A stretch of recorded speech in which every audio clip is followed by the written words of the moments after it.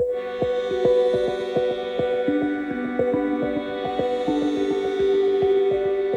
sind eine Sammlung, die heute vor allem ausgestellt und aufbewahrt wird im Völkerkundemuseum, das zur Josephine und Eduard von Portheim Stiftung gehört. Das ist heute eine vor allem völkerkundliche, also ethnologische Sammlung. Heute sind etwa 40.000 Objekte noch da, noch übrig. Große Teile allerdings der Sammlung sind in der NS-Zeit verschwunden.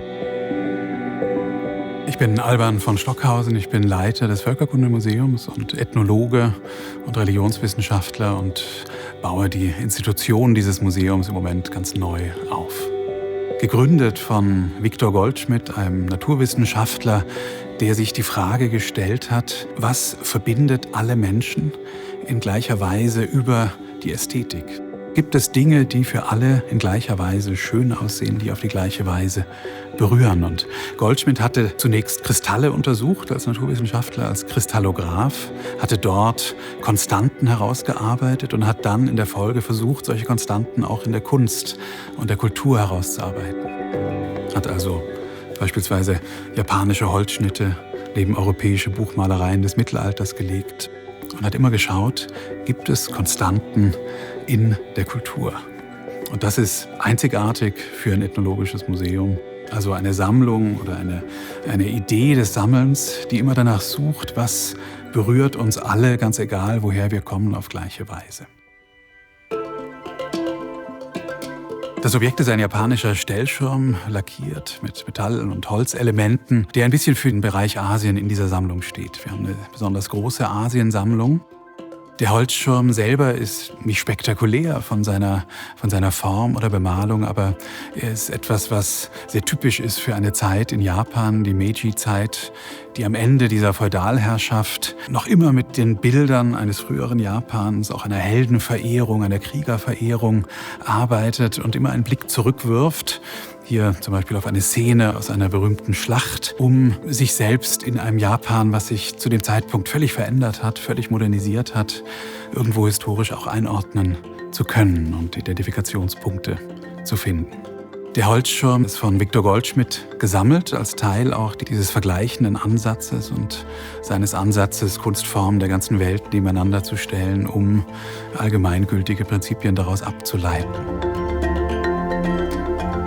Die Brautkrone ist ein Objekt aus der NS-Zeit, 1936 in die Sammlung gekommen und sie steht in unserer Sammlung für eigentlich auch diese Zeit. Man hat dann auch angefangen, die Sammlung umzuarbeiten, umzudeuten, auch umzubenennen, wo natürlich immer so dieses arische Narrativ im Vordergrund stand.